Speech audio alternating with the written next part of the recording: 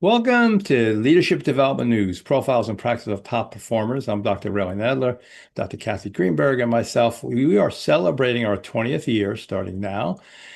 And we're really excited, about that to bring more thought leaders, gurus, speakers, leaders that can help you in the moment. What do you do in the moment so that you can be better? What tips, what tools can you do to be your best? And that's what we're all about.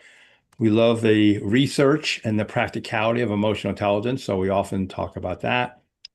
And, before I get into a couple things around just the research, before we bring in Steve Cadigan, who is going to talk to us today about the future of being a work expert. He's an author. He's LinkedIn's first chief HR officer, and it's got a wealth of experience about culture building, scaling, things that you are going to want to know. And we'll give you his intro in just a moment. Welcome, Kat. Happy New Year. How you doing? I'm doing okay. I actually I just got back the other day from a 3-week road trip to visit the entire family across across the Eastern Seaboard and actually up into Chicago and Indiana. Don't ask me why the hell we decided to drive, except that we had the miles on our lease vehicle. So my brilliant, partner said, "Well, let's just gather everybody in the car and go," which means the two furry children and ourselves. So it's been an It's an interesting adventure. venture. And we are back here in Palm Beach where we're glad that it's nice and warm. I'm spoiled rotten and I love it. Today I'm really excited to hear about what Steve has been doing. And as you know, I have a new book coming out this year called Global Leadership Future Proof. It's focused on the 2003 award-winning publication that I did with Marshall Goldsmith, the very first leadership broad-based approach of its kind in the behavioral science world. And so I'm updating all of those behaviors. And as Okay. you and I both know, Relly, there's now a DNA aspect to this behavior. We've been Right. certified in the tool that now looks at those DNA behaviors, 54 to be exact. And so I'm excited to talk to Steve about what he's up to. Obviously, we're all members of LinkedIn, and they do such a great job. So, the one thing I'm really interested in right now, and I'm working on with our friends at ICE, are how we can continue to help our public service professionals to really focus their needs this year. Because as you can see, our public safety friends are Yeah. starting out the year pretty much traumatized. Yeah. And we talk about the well-being issues of our communities, and those communities are not only emotionally contagious, but the work that our friends in public safety are doing is just as contagious. So this year has been an interesting year for me and my work. Really interested in what Steve's going to talk about Yeah. today during our conversation. So maybe you want to talk a little bit about why Yeah. we do this. Okay. Well, we want to certainly give some tips and tools for folks because everything is more. You've heard me, Kat, say that over and over. What does that mean? More anxiety, more apprehension, more loneliness, more pain. And so with the more, we want to zero in on a couple tools. I'll share one. But really from the forum Future of Work, which Steve is going to, zero in on, emotional intelligence has 8 of the top 10 skills. Our friends at 6 Seconds talk about it. People who score above average in emotional intelligence are 10 times as likely to have high success factors. And Travis Bradbury, who's got a book, Emotional Intelligence 2.0, 92% of top performers are high in emotional intelligence. So I'll just share one tool and then we'll bring on Steve. So, Yeah. Kat, in our book, which you have there behind us, Emotional Brilliance, we have this cool tool called NAME. What do you do with your emotions? And it has a sequence. So NAME. The first one is you notice it and normalize it. What's going on for me? And give it a name. It's called affect labeling in the psychological literature. And that sometimes can lessen it a bit. So you name it, And then one of the hardest ones is you accept it. Nobody wants to accept the suffering. You talked about first responders and the police. There's a lot of emotions. Nobody really wants to accept it, but how do you step back and at least say, okay, this is going on for me. What do I do? And then the keys that will help tap in with Steve, how do you manage it? Well, there's the thoughts of managing and the actions of managing. And then the E is how do you communicate that, and how do you talk to people, express it, and do you express it to yourself, write in a journal, or do you find the right people to express it to? We've all got all these feelings and find the wrong people, and we go, nah, that wasn't good. All right, so that's a little bit, and we'll talk with Steve about kind of what's going on in the future of work. You want to introduce Steve? He's got Oh, I'd a be great honored. background. Yeah, I'd be honored to. And I've seen a lot of resumes, as you know, 20 years of doing this show. And I have to say, this is going to be definitely one of my favorites. I'm really excited to meet Steve Cadigan. He is a pioneer in reimagining how organizations attract, develop, and unleash talent in the modern economy, one of my favorite subjects. And as founder of Cadigan Talent Ventures, he works deeply with leaders on complex critical talent strategies, challenging conventional thinking and provoking breakthrough approaches for organizations navigating the future of work. So close to my heart. As the architect of LinkedIn's talent strategy during his hypergrowth, or sorry, its hypergrowth, LinkedIn's hypergrowth, from 400 to 4,000 employees, Steve served as the company's first chief human resources officer from 2009 to 2002. And he guided the company through its IPO and building the foundation that fueled its evolution. We all know it is one of the big powerhouses of today. It's a huge marketing program and intellectual IP program. But that experience, combined with his 25 years leading HR companies across diverse industries, including Cisco, Electronic Arts, and Esprit, gives him a unique vantage point for provoking new thinking about how organizations create value through their people. And today, Steve's primary work involves providing strategic counsel at all levels. He works in all industries. He partners with organizations like Google and Cisco and Intel. And he is one of those individuals who we see working across countries. He works with City of Lisbon in Portugal, Manchester United Football Club, and the Royal Bank of Scotland. I could go on and on here with my friends at McKinsey and Deloitte, coming from Accenture, those portfolios alongside companies and clients that are dealing with complex talent strategies. He's worked across the globe. So we are so excited, Steve, to have you with us today. We know that you are a world-class performer. You create world-class performers by your work. You've worked with Wall Street Journal, Fortune magazine. You've been named a top 100 global thought leader. And there's not much more I can say about you, except I am so happy you are here to talk to us today. It's great to be here. Thanks, Relly and Kathy, for having me. Yeah, so we want to tap into that experience that you have, Steve. And so we always talk about, give us a little background, who've been some of the key people that maybe have helped you propel in your career? I would say academically, Peter Senge's really shaped my thinking. I'm a big believer in systems thinking, and that, our objective as an organizational strategist is to find the smallest pebble to move that will change the biggest rocks downstream. And so that's been a real marker for me. Another thought leader in terms of the world of change, Malcolm Gladwell, The Tipping Point has really, it's never one thing that changes an organization. It's lots of little things. I like his thinking. And then, as I point out in my book, Workquake, one of the leaders, I've had many leaders that have been so fortunate to have guide my thinking, but there was a woman in particular, Mimi Jagu, who I worked for in the early days of Cisco when we were doing M&A like crazy. I was on the M&A team at Cisco back in 99. Wow. And we bought 26 companies that year, and we had 13 acquisitions going on at the same time. And what I learned from Mimi was hire people better than you.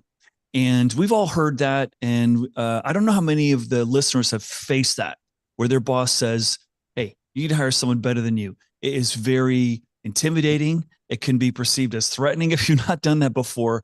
But Mimi was a high school graduate who'd never set foot on a college campus and was probably the greatest negotiator, greatest coach, and greatest influencer. And she had a, sort of a virtual PhD in understanding people. And she forced me one time to hire this guy who was self-taught Mandarin, an airborne ranger, had worked across Asia. And we were buying companies that had employees in that part of the world. And we were really making a mess of it, quite frankly. And so we needed someone to help us. And when I interviewed him, I was like, whoa, this guy's way, way, way more than we need. And so I told my boss, hey, he's just too good. It's not going to work for him. He's not going to stick around. She's like, no, Steve, he's really good. And if you hire him, it's going to elevate your game to be able to do bigger things. And he really wants to learn from you. And so I said, no, I don't think so. And so she really forced me to hire this guy, also named Steve, and turned out to be one of the greatest hires and and became a dear friend of mine. But those are, if I think about it, lots of people, shape our thinking at different points in our journey, but those three are probably big ones for me.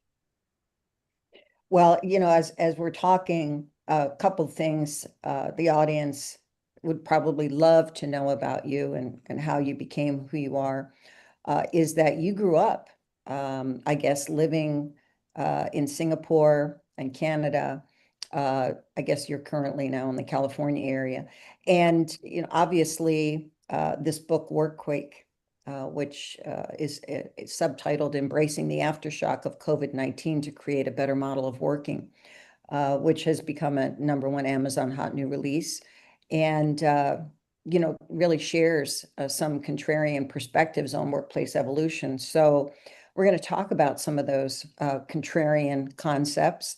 And maybe we could just jump in here to, some of the great topics that we have, which is, what did you learn during this LinkedIn period of hypergrowth?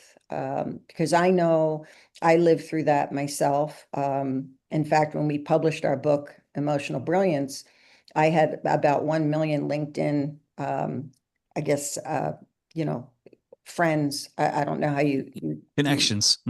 Connections. Okay. And so it was interesting. Somebody actually, killed my LinkedIn.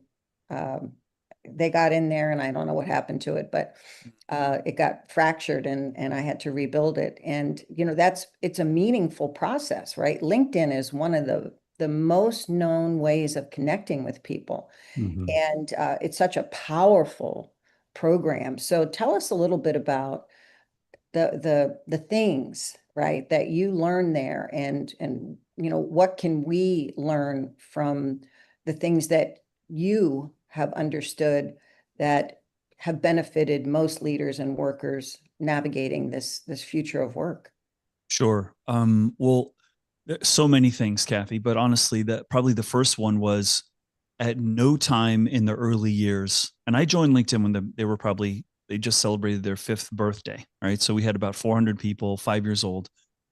Nobody in the organization, on the board, and the leadership team, in the ecosystem thought we were going to realize the destiny that we realized. Like, there was no preordination, there was no prescience that really would suggest that we were going to realize that.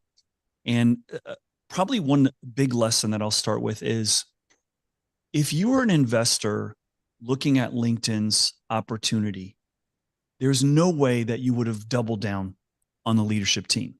We had a first-time CEO. We had a CFO who'd never taken a company public. And we had every single member of the executive team that had never built a company. And we're all managing more people than we'd ever managed in our lives. Wow. The largest team that I had ever looked over in my career was probably 25. And now I've got 250 recruiters and sourcers and HR, gurus in my domain in countries that I'd never even visited before.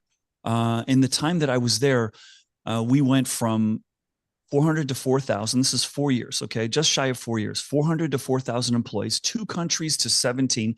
That was much harder than the 400 to 4,000. The complexity is logarithmic when you go geographic dispersion. And then we went from 2 offices to 26. And so what I'll tell you, Kathy, is a big company refugee walking in the door at LinkedIn. I'm like, well, how hard can this be? These startup knuckleheads, a bunch of teenagers who, they don't know what they're doing. I've been in big companies and I've seen what mature leaders do, and I've made all the mistakes and seen all the mistakes. So how hard can it be to build a company? Well, it turns out incredibly hard.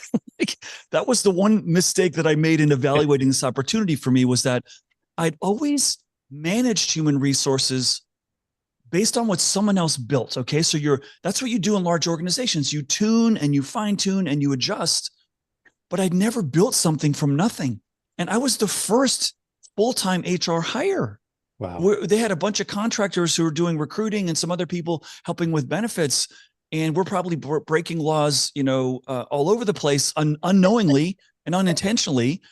But my gosh, that was a big, big learning for me, is that building something from nothing is incredibly hard. But I think it was the greatest learning experience I could have encountered. And I would wish that on everyone, no matter what you do. If you have to go and rebuild your profession from nothing and say, why do we do performance reviews? What's the value of that? How many layers should we have in an organization? What's the value of more layers, fewer layers? And what are the consequences if we go 14 layers versus 5 layers? That's a beautiful process to be forced to go through. And now it definitely aged me. Those 4 years, honestly, Relly and Kathy, it felt like 20, if I'm being honest. And it's like dog years. It was really, really intense. And a last thing I'll say, imagine you're in my shoes and your company's primary product is a recruiting solution. And your organization's biggest dysfunction and biggest underperformance is recruiting. We couldn't do it very well. And that's sort of the beginning of my story and how steep the learning curve was. And I remember having one-on-ones with the CEO, and he would say, Steve, you got the toughest job in the company. And we cannot let our customers know that we're struggling with recruiting. You got to fix it. And I'm like, Jeff, we're the only company in the world that can't use search firms or recruiting firms. Like, I don't even know. And my inner voice was saying this. I didn't say it to him. I was like, I don't even know if our product works because we're struggling to recruit. Yeah. And that was a really, God, so many learnings. But I want to go back to the first one because it's worth an underlined and a bold, Kathy. And that is, we delivered a world-class performance as a team that had no right to on paper. And so anyone who ever comes to you and says, have you ever been world-class? Well, no one was world-class before they became world-class. And I think it was our hunger that we'd never done something like that before that made us want to really learn and do it special and do it in our way.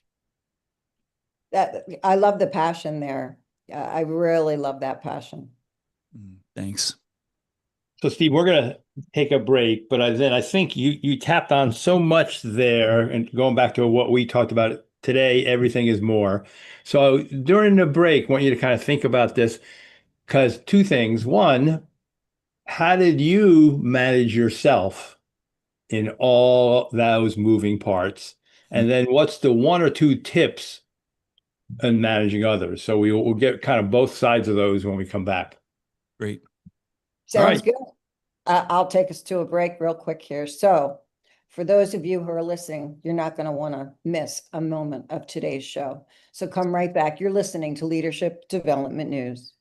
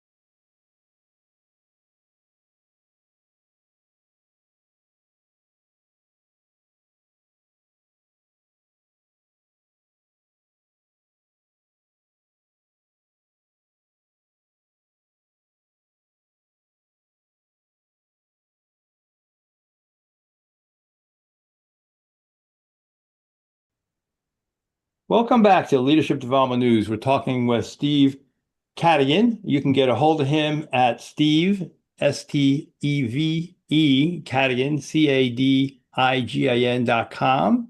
And Steve, before the break, we had a couple questions about managing all this chaos internally and externally, but then also to kind of highlight some of the key learnings, that you did get, from the initial question. Mm-hmm. Yeah, let me follow through on some of that conversation, because I think it's really worth mentioning a couple of things. We found when you're going through frenetic change and really hyper growth in an organization, that that there's certain people really built for that, and people who can scale, people who like messy, people who like solving problems that have not been solved before. And I feel like the economy that we're in right now is calling and asking and demanding more of that kind of perspective. And so I think one of the takeaways I have for a lot of the clients and my leaders that I work with today is, if you solve for experience right now, I need someone who I know can do this right now. That's wonderful for this week. But your job, the role, the company, the market you're in is changing really fast. I think increasingly we need to hire people and surround ourselves with people who have solved new problems and who actually love solving messy situations. And that's a little counter to, I need to know that you've done this for 5 years and I need to have confidence that you know how to do it. That's a very, good aspiration. But in a world that's changing quickly, I think we more and more need people who have what I call high learning velocity. People who can learn really quickly and who can adapt. And the best example of that is the automobile industry, where the number one company that's valued over $1 trillion and is valued more than Ford, Honda, Toyota, General Motors, Mercedes, and BMW combined, hasn't even celebrated its 30th birthday yet and is run by a crazy man who's got 6 part-time jobs. And they're running circles around firms that have been doing the same thing the same way for 100 years.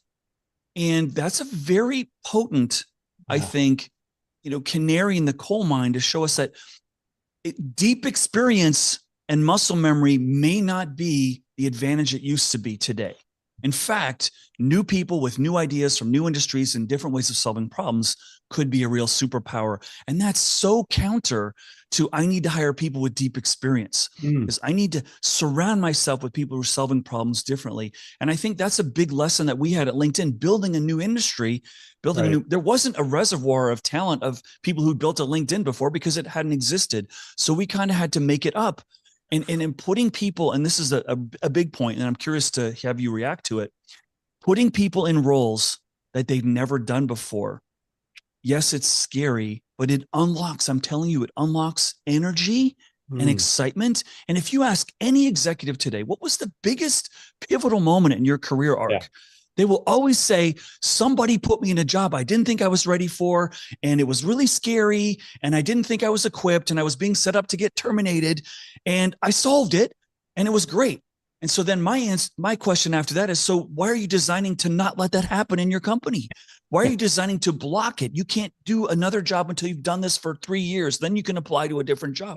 These policies that we've built are so archaic and so counter to building a reality where newness actually unlocks power. Right? And, I just want to comment on that, because I think the problem is, and I'm just going to put this out there, we are so focused on creating comfort and psychological safety in today's work environment. We are killing creativity. And I really think you have something very powerful there, Steve. And I know, even look, in the organizations where I'm working, it's very, very clear that people are trying very hard to focus on wellness.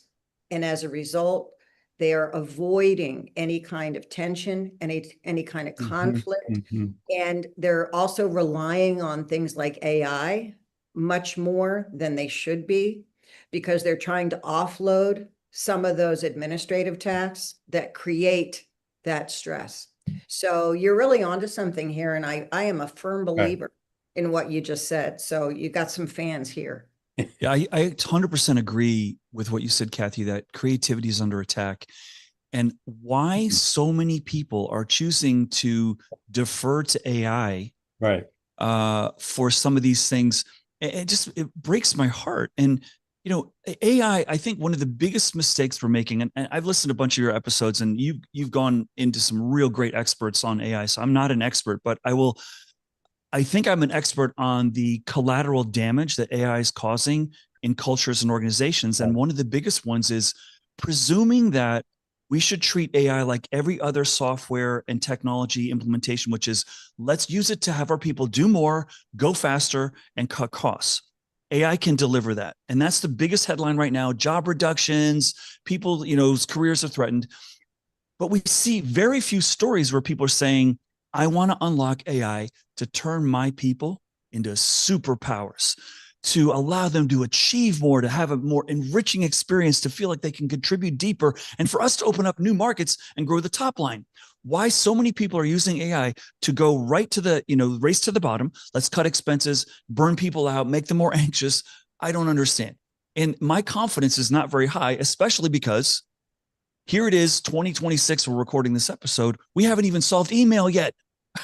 Has email delivered all the, joy of productivity, new information? No, it's been weaponized to make our coworkers feel more behind. And if we can use AI, and we're starting to see Google say, oh, God, we got this great tool. It's going to make your inbox much better. Well, thank you for helping yourself solve the problem that you helped create, oh, bravo, Google. But listen, we've got to recognize that creativity comes from human energy, and it's very organic, and it comes from doing nothing. Like the greatest thinking comes not, after 30 Zoom calls. It comes when you're waking up and you've been ruminating on these ideas, and you're thinking, or you're driving a car and you're not distracted. And we got to reground ourselves, and all of us in what we do. We've got to remind people, like, that is not the holy grail. It's not the nirvana. Be very careful how you're going to apply AI. Well, you hit on a couple of really good things there, and we can kind of get more into the AI, but I agree.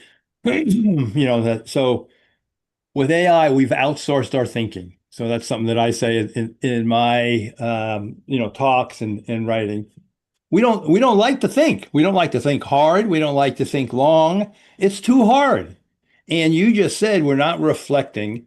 And so let's go back to it, because I'm always kind of bringing back to the personal side. Someone's on total overwhelm, and now they got to integrate AI. And now, just like you said, throw them in there, do something you haven't done, and they are on overwhelm. What have you found for yourself? What have you found for others that didn't let them get smothered by that and therefore underperform? Two big things. Number one, your first application of AI is not cutting headcount. It's amplifying the capacity of your people, right? If you start and say, hey, you know what we're going to do? We're going to use AI to discover what skills you can learn fastest and the places where you make magic in this organization. We're going to leverage all the intelligence of AI to help, convert you into a more meaningful contributor. Okay. That's number one. Number two, I think we've got to give the employees a chance. When we start coming, hey, we're going to use AI. It reminds me of, do you guys remember that whole outsource to India thing back in the 90s? Well, I was a leader in operational outsourcing. Yeah. Right. Let's go to India because it's way less expensive. Yeah. And then you go to your North American teams and they go, okay, so let me get this right. You want me to train the guys in Bangalore to take my job? Yeah, no, I'm not going to do that. Right. So we need to give our people, we need to refresh on change management 101. Allow your employees the chance to throw up on this and say, I'm scared. Why would I do this? This is not going to work. What do you mean AI is everything? And what's happening is the boards, investors, private equity is saying, go, go, go AI. And we're skipping wait a second. Is this really, are people ready for this? Right. And so those are the two big ones, that when I think about this, and they're pretty fundamental. Why so many people are just, feeling like, if I don't do this, I'm going to get fired. And it's like, no one gave them the chance to resist and say, it's not going to work. Right. That's all those emotional reactions that we're not giving space, and we're not allowing people to really vent about. And until we do, that tension, that fear is going to be a powerful demotivator Right. for engaging the best talents of the workforce that we're trying to bring with us into this future. And look, I remember, and you and I seem to come from that same generation, Steve, when I was at Accenture, and we're throwing out all kinds of high-tech software to get people, to be more productive. And we're like shutting down half the people that we're trying to pull into the fold during that entire outsourcing, era. And we didn't see the opportunity by giving people voice. And I had to fight my way through all kinds of administrative red tape with HR to be able to give people that voice. And it is very important. I mean, you're really tapping into the heart of the way we get people to do their best work. You know? And if you shove this down their throats, you're creating what I call poison in your veins, passive resistance. They will smile and go, whatever you say, boss, and they're going to block you rather than you hearing what their objections are, giving them a chance to, come to terms with it and maybe offer better solutions on how we could get some of this, advantage realized. So this goes to the question, that we're saying. So everybody's on overwhelm. We all know about change management and more change, more AI, and someone's on overwhelm. So what would you tell leaders? Here's, we're talking about giving them a voice, but what does that look like? So what should a leader do? They got this whole change team. And I love what you're saying. We want to release their energy. What should they do? What should they say? Well, I would encourage them to try to use AI to buy some space for people, right? To try to buy some time, to have those breakout groups, those town halls, those skip level meetings where you say, okay, the powers that be want us to leverage AI. What concerns do you have? Well, how do you think if you were, in the boardroom, how do you think we can best realize that? And, the spirit that we want to apply to this is that it's not a headcount reduction exercise. Okay. That's real. Now, some of you may have been given a headcount reduction exercise mandate. That's a different story, right? But as soon as the employees sniff that, that's what really this is about. I think you've lost them, and if you think the world's better in your organization with fully automated AI production, great, great. But I think most of the research that's coming out, and the sausage is being made. We don't have a lot of research yet. McKinsey just published, I'm sure you guys saw it, in December, the 2025 AI State of the Union. Now, they are not the oracles of truth. However, what they found was 88% of companies are using AI. 33% are seeing some profit. Only 13% are seeing disproportionate outsized profits. And guess what those 13% are doing that the others aren't? They're augmenting humans. They're not replacing them, which means, people are feeling energized, they're feeling excited, and they're being given permission to experiment. Now, one of the largest employers in the country outside of the US government is a company you've all heard of, Walmart. Okay. Walmart did something like crazy for a big, huge, dare I say, conservative retailer when it comes to taking risk, okay? In that respect. They went to 50,000 salaried associates and said, hey, we don't know about this AI stuff, but we built this sort of like AI bot. It's going to sit on your phone. Can you just go play around with it and see if you find some upside? And the wonderful Walmart people are like, wait, where's the training class? Where's the 500 Oracle implementation executives? Yeah, no, they're not here.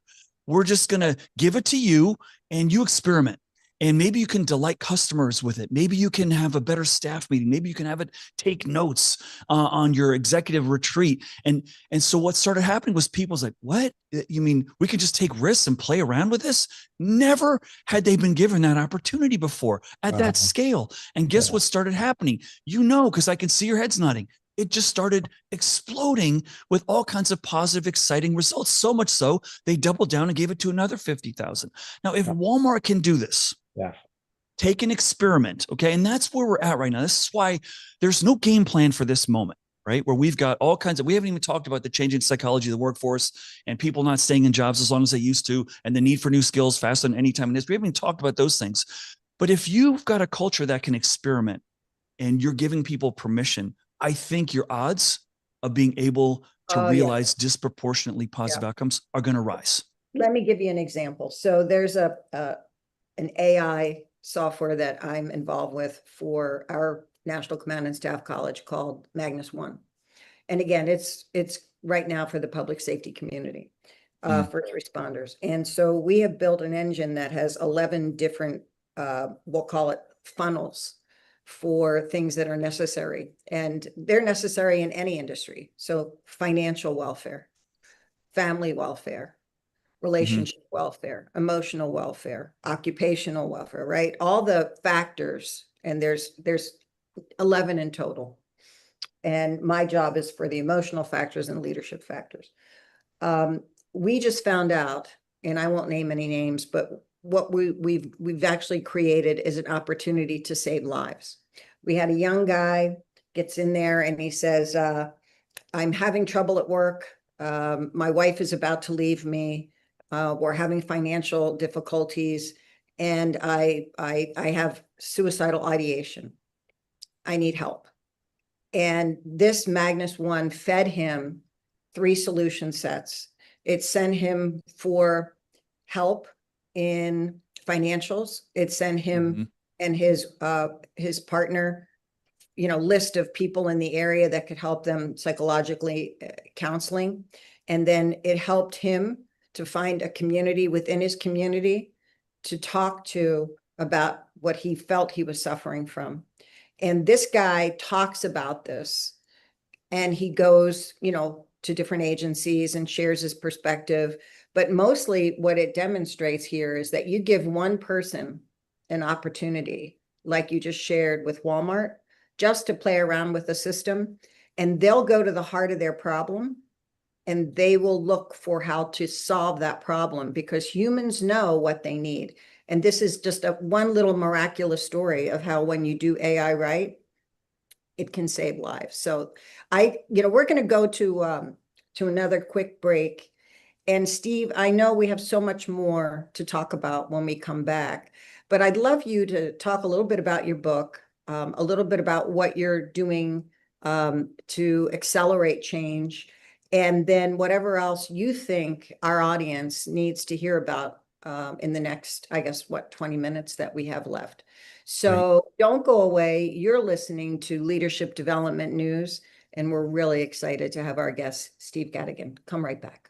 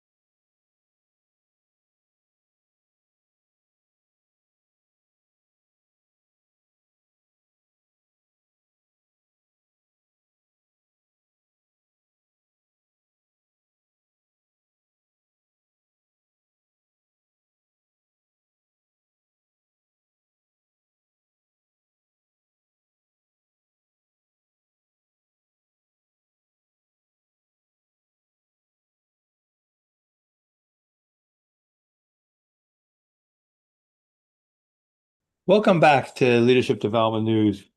We're talking with Steve Cadigan at his website, stevecadigan.com. And what we'd like to do, Steve, is zero in on a little bit. Kathy primed some questions and really kind of around what are leaders getting right? What are they not getting right? What do they need to do?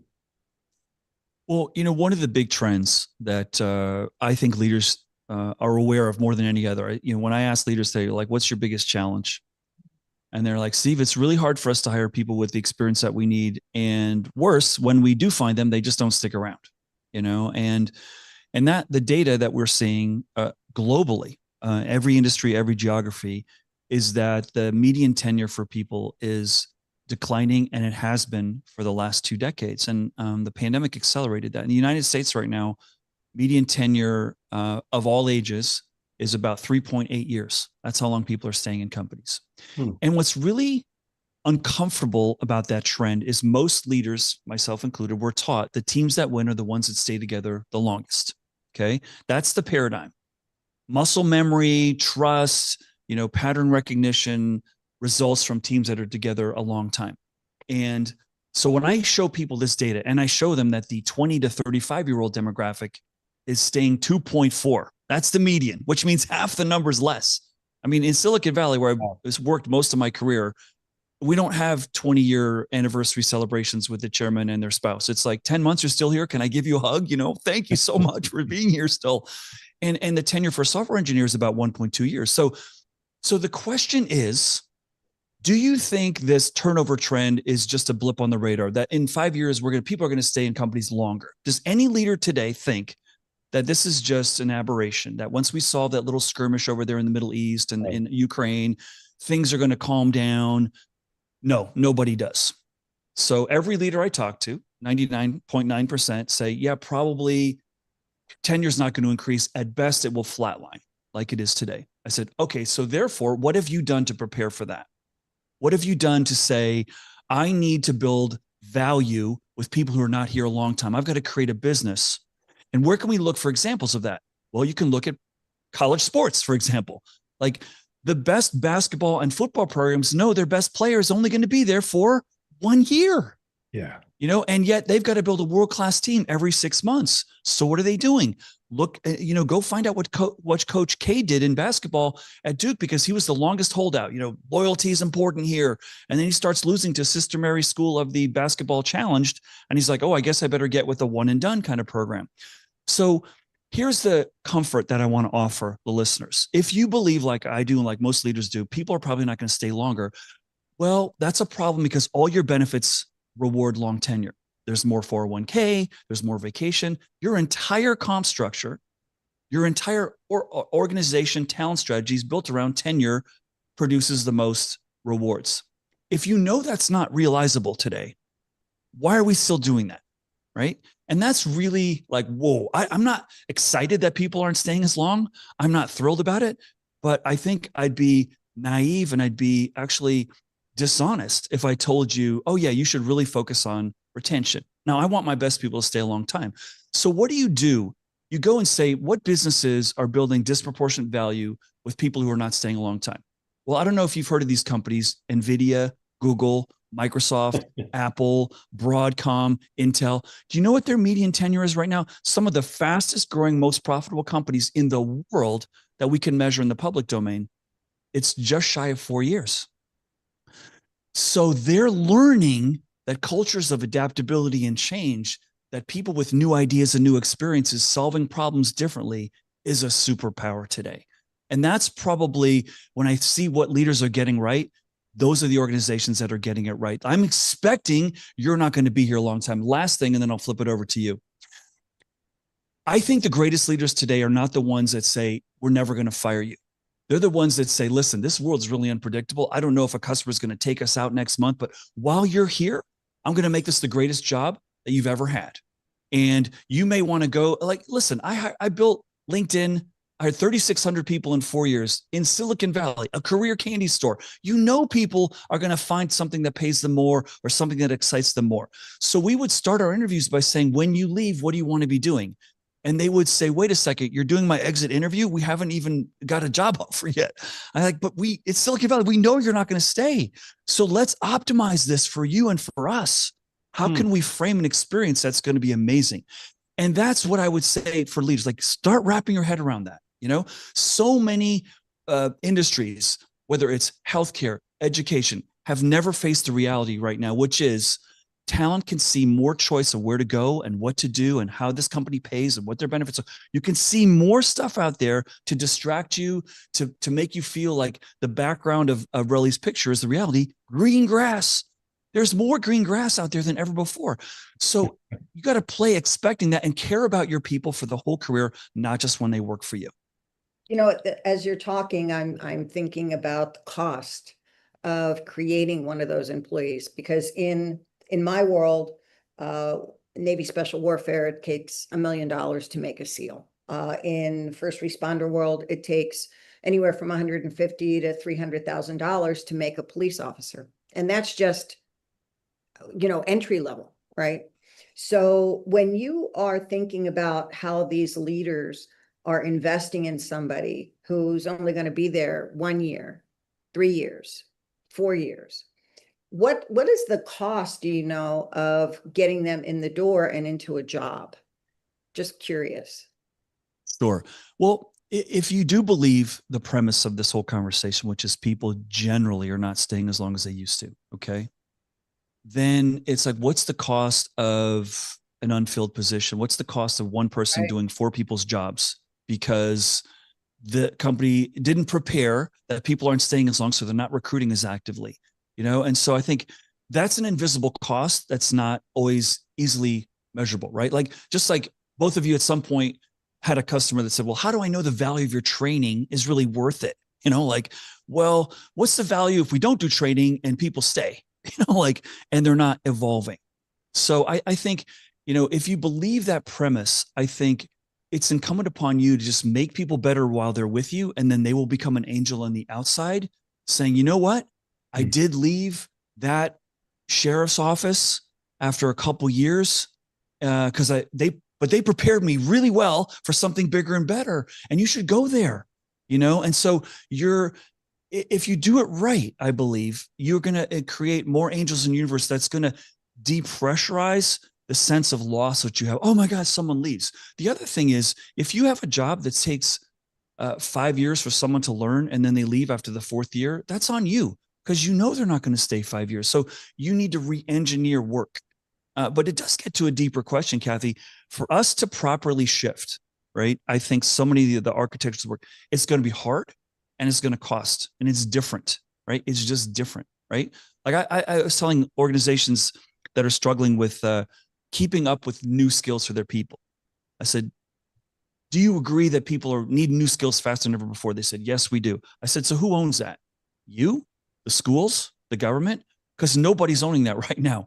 So maybe you need to go acquire a university, or maybe you need to merge or blend the boundaries of institutional education and corporations, so that it isn't just a very thick wall between the two. Maybe your employees are teachers over there, and maybe the students are solving problems. But it is a challenge right now, and it's not going to be an easy pivot. And that's why a lot of people are struggling, because it is such a big different shift that we need to make. Yep, that's very fair. Let's zero in on one question, then we'll kind of bring it to a close. Great. So what around hiring for some of these people, and that's been some of what you've been an expert at. What should someone, what are some of the key questions? What should someone look for in someone who can handle all this change and go back to what we said before and not be overwhelmed from it? How would somebody be able to identify this person can handle this? Yeah. Well, first off, recruiting is one of the most flawed practices that exist today. Like, interviews are the worst, but we don't have a lot of substitutes. I think the greatest way to hire someone is do an internship. And if someone could come up who's much smarter than me with a mid-career internship, you've heard of these companies that say, hey, there's a grass or green policy. At any point, you can leave for 3 months and go try something else. If it doesn't work out, you can come back and we'll freeze your stock and your benefits. But I really feel like Probably the most important thing that I would encourage you to be looking for in candidates today is your learning velocity. We talked about this a little bit before. Do I see patterns in your background that suggest as we change that you're not going to be hunkering down, clinging to old ways? And some of the things that I look for, and it's not, in some states it's illegal to ask this question, but I still try to look for it, is, have you lived in different countries, particularly as a child? I spent the first 5 years of my life living in South Africa, and then we were kicked out, and I settled in Connecticut, and I had a very strong South African accent, and the kids just teased me mercilessly, but it drove me to want to adapt. You do not want to be different as a kid. Right. When you're a teenager, you want to be totally different, but when you're younger in elementary school, you want to be the same, and that need for adaptability. So I find people who've lived in different cultures, different countries, bring a level, especially when it wasn't their choice, bring a level of adaptability that's powerful. And they've learned the skill of I can figure this out, right? Right now, we have so many ways that people can self-teach artificial intelligence one way or another. I want to look for, are you playing around with this? Because if you're not, I don't think you're the right fit for my organization right now. Not that you have to be an expert, but we should be that, it's one big experiment AI is right now. And all these companies making AI products are really birthing their children, and we are the foster parents. They're not raising these kids. When Sam Altman releases ChatGPT and then goes to Congress the next day and says, hey, you need to build rules because my kids really don't know how to behave. We're like, what? Maybe you should go to prison, bro. That's really irresponsible. But that's where we're at right now. Yeah. Hopefully this isn't being recorded. Oh, whoops, we're on a podcast. But listen, this is really true. If you're out there, I'm going a different way path right now in answering this question. If you're out there right now and you think someone is thinking deeply around how AI should be applied, you're wrong. It's up to you. You need to shape it, and you need to have your voice matter, because these tools are really changing. One of the coolest implementations of AI that I've seen right now is used by executive coaches. It turns out all the research is showing we trust a bot with our deepest fears more than another human because they're not judging us, And so all these coaches that are using bots are getting to the source of the fears faster by partnering with a bot. And it's not replacing the coaches. It's just accelerating and amplifying their work. That's really interesting, super interesting. We're laughing as executive coaches, right? Right. I do think that is so true. These bots are available 24/7. And as a coach, how do we supplement that? I wish I had one as a wife, I could give it to Matt. I'm sure it's out there, Kathy. I'm sure it's out there. Here, you need, here, get it from here. Because whatever she is, she's not judging you. She's not going to yell at you. She's embracing you. Right. All right. So you don't need a bot. I know the magic line is, honey, you're right again. Again. Exactly. As a male, I've coached people. You got to say, that's right. That's right. You're right. And then you're say right. whatever else you want after that. So let's do our little lightning round here. Okay, great. And so we'll just, sentence completion and you just fill it in. So leadership is listening and connecting people with the right intelligence, not being the oracle of truth. Beautiful. Ooh. Okay. And at work, it's all about learning. Okay, that makes sense. And then this is more about, for you, during the workday, what have you found is the best way to recharge? Well, who has just a work day now? Now that we got this evil phone in our pocket, there's no day. But what was the question at work? Who is what? So during the day, how do you recharge? What's the best way you recharge? Oh, me? Oh, walking and hanging out with my puppies. That's definitely the best way that I recharge. Yeah. I agree. I concur. Beautiful. Yeah. No, this has been an outstanding show today, Steve. Energizing, absolutely informational. I call it infotainment. We could definitely have you back for second and third shows. I hope you'll consider it. Please. Sounds like you have a great opportunity here with your new thinking and thoughts about how to create more powerful talent in a future where chaos is going to be the norm. And keep talking about a post-COVID environment. Folks, this is life. And we're so happy there are people like you out there making it better for all of us. So thanks for being with us today. Thanks, everybody, for coming here to tune up your leadership with Leadership Development News. We'll catch you next week. Have a great one. Be safe.